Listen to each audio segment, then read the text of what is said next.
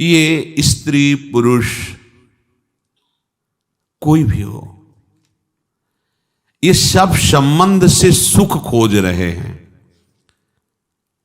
और इसी सुख के संबंध में परस्पर बंधे हुए हैं। पर कोई दुख नहीं चाहता। सारे संबंध, सारे उपाय सुख के लिए हैं, पर सबको दुख भोगना पड़ता है। यह विचार करना चाहिए। पहला उत्तर में जो वाक्य बोले, पहले ये विचार करना चाहिए, चाहे स्त्री हो चाहे पुरुष हो, वो सुख बुद्धि से ही सारे संबंध स्वीकार किए हुए हैं। जितने भोगों का जितना भी राग है वो सुख बुद्धि से है, और जितनी भी क्रियाएं करते हैं सब सुख प्राप्ति के लिए करते हैं, पर दुख सबको भोगना पड़ता है। ये विचार करना चाहिए कि कमी क्या है। उपाय सुख के लिए करते हैं, भोगना दुख पड़ता है। तो जो पुरुष माया के पार जाना चाहता है उसे यह विचार करना चाहिए कि यह विपरीत फल मुझे क्यों प्राप्त हो रहा है। चाहता हूं सुख, संबंध भी बनाए हैं सुख के लिए, चेष्टाएं भी सुख के लिए कर रहे हैं, पर दुख क्यों मिल रहा है, यह विपरीत फल क्यों मिल रहा है। पहले विचार करना चाहिए। सुख के बदले दुख बढ़ता ही चला जा रहा है दिनों दिन, विचार करना चाहिए। जैसे एक धन को ही ले लो, इससे दिन पर दिन जलन बढ़ती जाती है, दुख बढ़ता जाता है। क्या पहले था कि 100 रुपया मिल जाए तो काम चल जाएगा, फिर हुआ 1000 मिल जाए तो काम चल जाएगा, फिर हुआ 1 लाख मिले तो बढ़िया चलेगा, फिर हुआ 1 करोड़ मिले तो बढ़िया चलेगा, फिर ऐसा लगा 1 करोड़ में क्या होना है, 100-200 करोड़ हो, फिर अब बढ़ता चला जा रहा है। भिखमंगापन बढ़ता चला जा रहा है। हमारी मांग ही भिखमंगापन है। कितना हो गया, अब करोड़ से काम नहीं चलना, अब और अरबों, अब अरब से काम नहीं चलना, अब विश्व लेवल का धनी। ये वासना, इसको एक तो पाना कठिन है, मिल जाए तो ये मृत्यु स्वरूप है। ज्ञान को ढक करके अपना बल प्रकाशित करता है, धन बल, ये मृत्यु स्वरूप है। जो इसको अपना मान करके फूल जाते हैं, इतना बैंक बैलेंस हमारे पास है, वो अपने आप को और प्रभु को भूल जाते हैं। जो धन के गर्व में है, धन के फूलन में है, वो अपने स्वरूप को भूल जाते हैं, प्रभु को भूल जाते हैं। घर, पुत्र, स्वजन, संबंधी, पशु, धन, जितना कुछ है ये सब नाशवान है। हे राजन, यदि सब कुछ सबको एक को मिल जाए, सब कुछ, तो भी उसे कहीं भी सुख और शांति नहीं मिल सकती। ये विचार करें।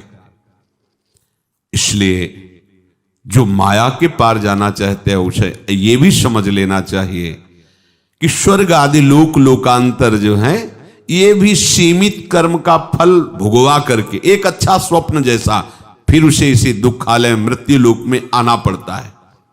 अब ऐसा विचार करके तस्मात् गुरुम प्रपद्येत जिज्ञासु श्रेय उत्तमम शाब्दे परे च निष्णातम ब्रह्मण्युपशमाश्रयम। ऐसा विचार करके अब उसको सद्गुरुदेव की शरण में जाना चाहिए। जो विचारवान है, बुरे आचरणों का त्यागी है, गुरु को साक्षात प्रभु समझता है, निष्कपट भाव से उनकी सेवा करता है, उन पर पूर्ण विश्वास रखता है, तो उसको इन 16 बातों में देखना चाहिए कि हमारे हृदय में कितनी आ गई हैं। गुरु भक्त, गुरु आश्रित के हृदय में 16 बातें जागृत होती है या वो धारण करता है। पहला, उसको ब्रह्मचर्य पर नजर हो जाएगी। जो गुरु कृपा पात्र, चाहे गृहस्थ हो चाहे विरक्त हो। कभी कभी बड़ा आश्चर्य होता है, अभी 2 वर्ष हुए होंगे ब्याह हुए, अपने ही परिकर के बच्चे, अभी कल आए थे, सबके सामने कह रहे थे कि 1.5 वर्ष से हम दोनों ब्रह्मचर्य हैं और कोई संतान नहीं करेंगे और आजीवन ब्रह्मचर्य रह करके आपकी आज्ञा में भजन करेंगे। ये हम 1.5 वर्ष रहने के बाद आपसे प्रार्थना कर रहे हैं कि हम ब्रह्मचर्य से रहना चाहते हैं, आप आज्ञा कीजिए। दिमाग कहाँ नहीं करता।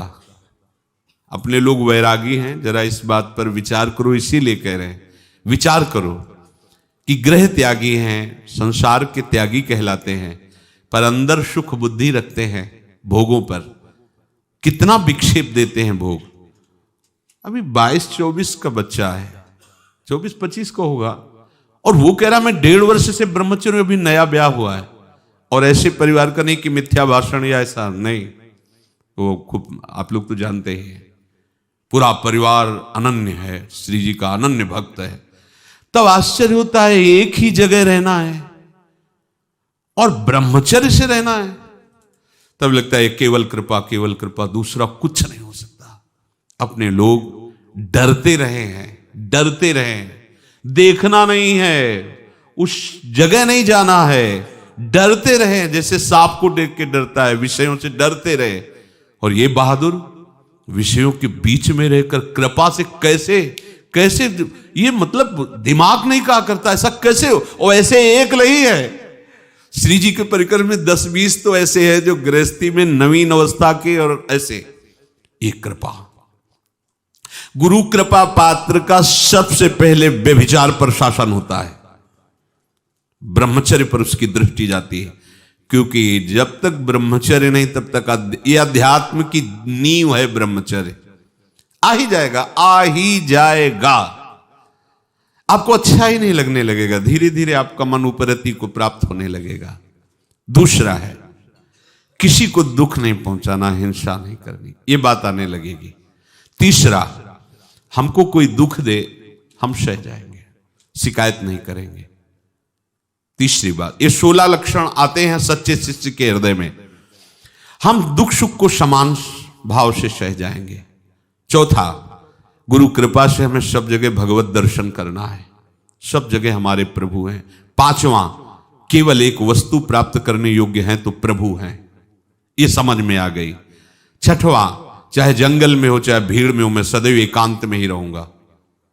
ये गुरु कृपा से कला जागृत होती है, चाहे जंगल की एकांत गुफा में हो चाहे सभा में हो, हम सदैव एकांत ही रहेंगे, अर्थात प्रभु के ही चिंतन में रहेंगे। अपरिग्रह, हम किसी से दान नहीं लेंगे, ये उसके अंदर जागृत होता है जो गुरु कृपा पात्र होता है। आठवां, हर परिस्थिति में हम संतोष धारण करेंगे, कैसी भी परिस्थिति हो संतोष। जथालाभ संतोष सदा काहू सो कछु न चाहोगो। प्रभु और शास्त्र में ऐसी प्रीति करेंगे, चाहे प्राण चले जाए हम कभी विरोध नहीं करेंगे, निंदा नहीं करेंगे। 10वां, नींद पर नजर हो जाएगी उस उपासक की, कम सोने की इच्छा जागृत होगी, नींद अच्छी नहीं लगेगी गुरु कृपा पात्र को। 11वां, मनोदंड, वागदंड, कर्मदंड, इस पर उसकी नजर हो जाएगी। वागदंड, मौन का आश्रय, ज्यादा बातचीत नहीं। कर्मदंड, प्रपंच जनित कोई कार्य नहीं, विरत बहुकर्मा, भगवत सेवा संबंधी कार्य। मनोदंड, बार बार विषयों का भोगने का संकल्प करने वाले मन को शासन में ले लेना, ये गुरु कृपा पात्र से होता है। 12वां, प्रभु का ध्यान लगने लगना। गौर वर्ण श्यामल चरण रच मेहंदी के रंग, ये गुरु कृपा पात्र। यहां प्यारोडुम क्षमते ने अच्छी सुकादी नाम तो ध्यानगम, पर गुरु कृपा पात्र के मानस पटल पर गुरु कृपा से झलकने लगते हैं युगल सरकार, साधन बल से नहीं। साधन बल से तो प्यारोडुम क्षमते, क्षमता शब्द बहुत विचित्र शब्द है, किनके लिए? शुकादि नाम तो ध्यानगम। और गुरु कृपा पात्र चाहे जैसा, और ये युगल सरकार झलकने लगते हैं उसके मानस पटल पर। प्रभु का ध्यान करने की भावना जागृत होना, वो चलते फिरते उठते, ये पद्मासन लगा के ध्यान वाला ध्यान नहीं है, ये कृपा वाला ध्यान है। चलते फिरते उठते, पिय मूर्ति नयन बसय तेहि रस राय समाय। प्रभु की चर्चा सुनने में भारी प्रियता, जैसे कई दिनों का भूखा हो, पता चले वहां भोजन बट रहा है तो लंबे लंबे पैर रख करके जाएगा, कहीं ऐसा ना हो कि बट जाए और मैं चूक जाऊं। वहां भगवत चर्चा हो रही है, आराध्य देव की बातें हो रही, सिद्धांत हो रही, भाग एक भी शब्द नहीं छूटना चाहिए। ऐसी प्रिय, उसे प्रियता कहते हैं। जो भगवत प्रेमी महात्मा होते उनका ऐसा, जैसे श्री हनुमान जी महाराज की पहचान बताई थी प्रेत ने कि सबसे पहले आएंगे और सबसे बाद में जाएंगे। क्यों? एक भी शब्द नहीं छूटना है। पता नहीं कौन सा शब्द हमारे हृदय में भावोद्दीपन कर दे। भगवत चर्चा सुनने का रसिक, बावरों सो रस में फिरे खोजत नेह की बात, भगवत बात सुनने के लिए। 14वां, स्त्री पुत्र ग्रह संपत्ति, इस पर राग का नाश। राग का नाश और बाहरी वैराग्य, दोनों बातें अभी बताई थी। अपने लोग बाहरी वैराग्य धारण किए हैं पर डरते हैं, ये बातें ही समझ में नहीं आती। कैसा, उनको कभी कोई बैरागी नहीं कहेगा, उनको कोई साष्टांग प्रणाम नहीं करेगा, यही कहेगा कि स्त्री के साथ डोल रहा है। लेकिन उनके बैराग्य को हम हृदय से प्रणाम करते हैं, क्योंकि जिस मार्ग के बैरागी बनकर हम जिस बात से डरते रहे, उस बात में वो रह के उस बात को जीत रहा है। यह है कृपा, यह है कृपा। इसलिए कृपा से कहो कृपा ते कहा न होई, वो कृपा कहो कृपा उपजे के भांति, बोले रसिकन संग फिरो दिन राती। नौकरी करते हैं, बोले हम छोड़ना चाहते हैं। अब यही कितना भी यहां आधुनिकता का समय कुछ होना, जब से सत्संग सुनना शुरू किया तो अब चैन नहीं लगता। ऐसा लगता है कि एक एक मिनट वृंदावन से दूर रहना मनो जीवन को नष्ट करना है। अब हम यही चाहते हैं कि दोनों बैठ के सत्संग सुने, जो भी नमक रोटी खाएं वृंदावन। ऐसे ये देखो, ये कृपा, मतलब जिस कृपा का हम जो दर्शन कर रहे हैं, उस कृपा के लिए हम लालायित रहे कि कभी ऐसा जीवन में होगा क्या कि सब सानिध्य हो विषयों का और मन में विषयों की तरफ मात्र बुद्धि न हो, डरते रहे। वो कृपा से कैसे, मतलब आश्चर्य, कृपा से क्या है, यही तो बस आश्चर्य की बात की। आश्चर्य, ऐसा कैसे हो सकता है? किसी से भी कहे, बोले ऐसा कैसे हो सकता है? वर्णन है शास्त्रों में, इतने मिनट संग हुआ, ऐसा होगा। वो पास लिए है और वो कह रहा है मैं ब्रह्मचर्य हूं, अवस्था ऐसी है, और मिथ्या भाषण है नहीं, और एक हो तो एक है तो पचीसो है। ये क्या है? केवल लाडली जी की कृपा। जैसा श्रीपाद प्रबोधानंद जी कहते हैं कि अगर किशोरी जी के चरणों की दास्ता जागृत हो जाए तो उसके हृदय में भगवान मोहिनी भी अपना प्रभाव नहीं डाल सकते, क्योंकि मोहन को भी मोहने वाली लाडली जी के गोरे चरणारविंद का ये कैसा प्रताप, आश्चर्यमय है। तो स्त्री पुत्र ग्रह एवं संपत्ति आदि के राग का त्याग, इसको ऐसा ना समझे सब छोड़कर भाग चलो। भागने पर भी राग तो लिए डोल रहे हो ना, राग त्यागो ना। राग अगर बना हुआ है तो बैरागी किस बात के? अपने लोग बैराग्य का सीधा मतलब समझते हैं पैंट शर्ट उतार करके और मार्किन और कपड़ा पहन लेना, इसी को बैरागी कहते हैं। ये वस्त्र का बदलाव है, उद्देश्य का नहीं। उद्देश्य के बदलाव से राग का त्याग होगा। प्रिया प्रीतम की प्राप्ति का उद्देश्य तो राग का त्याग। भक्तों से कैसे आदर सहित व्यवहार किया जाता है, गुरुदेव कृपा पात्र के हृदय में आ जाता है। प्रभु के भक्त और किसी भी जीव को दुखी देखकर उसकी सेवा की भावना जागृत होना, ये गुरुदेव कृपा पात्र में होता है। ये 16 बातें बताई गई। ब्रह्मचर्य के लिए मुख्य साधन है प्रतिज्ञा। अब लो निशानी, अब ना नशे। पर यह प्रतिज्ञा तभी सफल होगी जब आज्ञा में इतने सामर्थ्य है कि प्रतिज्ञा पालन कर सकते हो। राधा राधा राधा राधा, अब आपके पास सामर्थ्य आ रही है राधा नाम के। अब आप कुछ भी प्रतिज्ञा लो, निर्वाह हो जाएगा। और नाम जप नहीं है तो आज प्रतिज्ञा लो, 2-4 दिन में या तो शाम के ही टूट सकती है। कोई खास प्रतिज्ञा में दम तब तंग नहीं होगी जब तक नाम जप रूपी बल नहीं होगा। ध्यान रखना, ब्रह्मचर्य में प्रतिज्ञा काम करती है। प्रतिज्ञा उसी की सफल होती है जो नाम जप करता। नाम जप नहीं तो केवल आप गंगा कसम, यमुना कसम, भगवान कसम, गुरु कसम खाते रहिए। ये वो ऐसे भी योद्धा नहीं कि तुम्हारी कसम से रुक जाएंगे। बहुत सुभट है, पूरे विश्व विजयी योद्धा है, काम आदि। ये केवल नाम से वश में होते। नाम चल रहा है फिर प्रतिज्ञा है तो नाम छूटा तो प्रतिज्ञा का बांध बालू जैसा समझो टूट जाएगा। और कुसंगी पुरुषों के संग का त्याग, कामोद्दीपक दृश्य, ग्रंथ और बात नहीं करना। कोई ग्रंथ ऐसा नहीं पढ़ना जो कामोद्दीपक हो, दृश्य नहीं देखना, कोई बात नहीं देखनी। मन, वाणी और कर्म से किसी को भी दुख ना पहुंचाना अहिंसा कहते हैं। भगवत शरणागत होकर के जो भी किया जाए वो परिणाम में प्रभु को समर्पित होने के कारण ऐसी क्षमता प्रदान करता है कि आप बड़े से बड़े दुख को सह सकते हैं। प्रभु में आसक्ति होने से सर्वत्र भगवत दर्शन हो जाता है। प्रभु का ज्ञान होने पर वो कैवल्य परम पद में स्थित हो जाता है। प्रभु में आसक्ति होने पर वो चाहे बाजार में रहे चाहे एकांत में रहे, बात बराबर है। वासनाओं की कमी होने से वो दान आदि पर अरुचि पैदा करता है। प्रभु के ऊपर पूर्ण विश्वास और निर्भर हो जाने पर संतोष रूपी धन की प्राप्ति हो जाती है। प्रभु और प्रभु के भक्तों की कृपा होने से सब ज्ञान उसके हृदय में प्रकाशित होने लगता है। भजन में अधिक प्रेम होने से उसे नींद अच्छी नहीं लगने लगती। मन, वाणी और कर्मेंद्रियों की प्रवृत्ति पर अपना पूर्ण अधिकार अर्थात प्रभु के भजन के लिए ही प्रयोग करना, मन, वाणी और कर्मेंद्रिय को, ये मनोदंड, वागदंड और कर्मदंड है। निरंतर भगवत चिंतन करने से भगवत रूप प्रकाशित हो जाता है, यही ध्यान है। भगवत भक्तों के संग से, उनसे प्रेम करने से, भगवत चर्चा सुनते सुनते वो ऐसी प्यारी लगने लगती कि उसके बिना जिया नहीं जा सकता है। ये सब कुछ हमारे पास जो है वो प्रभु का दिया हुआ है और प्रभु की प्राप्ति के लिए ऐसा दृढ़ भाव होने से स्त्री, पुत्र, घर, मकान आदि में आसक्ति नहीं रहती, राग नहीं रहता। प्रभु की कृपा होने से प्रभु भक्त प्राप्त होते हैं।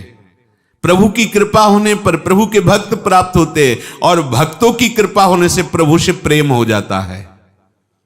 प्रभु की कृपा होने पर भक्त सेवा प्राप्त होती है और भक्त सेवा से भगवत सेवा की रीति प्राप्त हो जाती है। गुरु का बिछौना, पीने का जल, गुरु की पादुका, गुरु के बैठने का आसन, ये सब गुरु के समान हैं।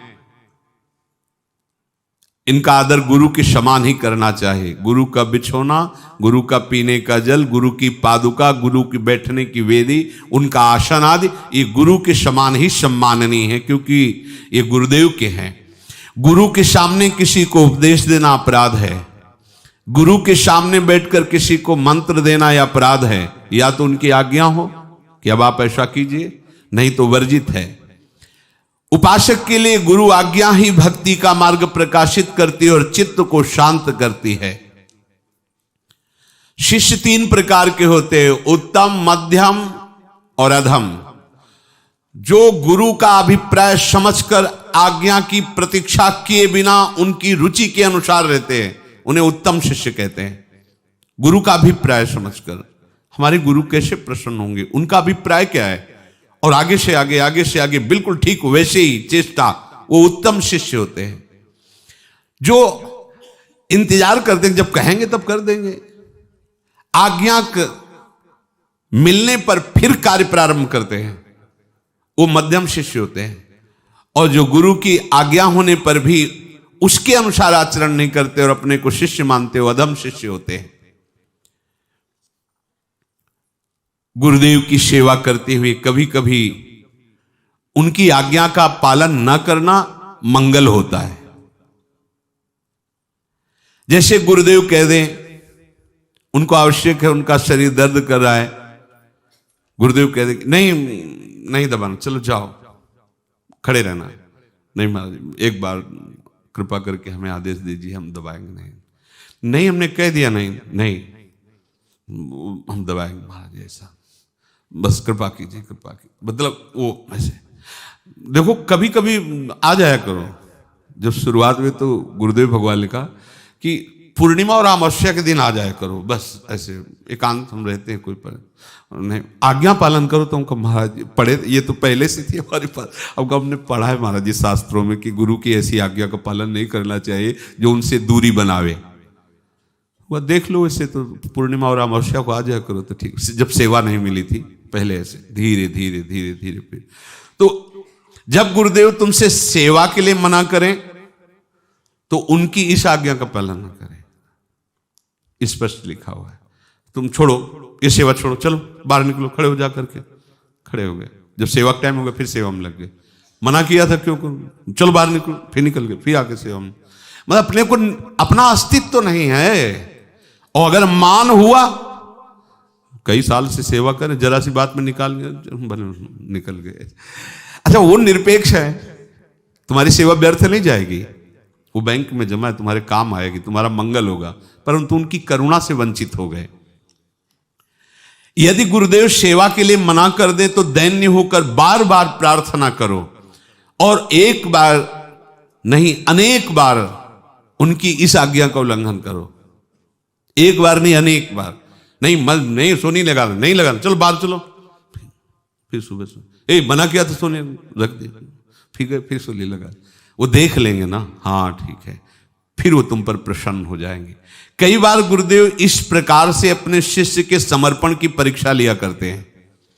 जिस शिष्य में गुरु सेवा किए बिना रहा ना जाए और सेवा छूटने पर ऐसी व्याकुलता हो जैसे प्राण निकल रहे हैं, उसे गुरुदेव कभी सेवा से अलग भी नहीं कर सकते।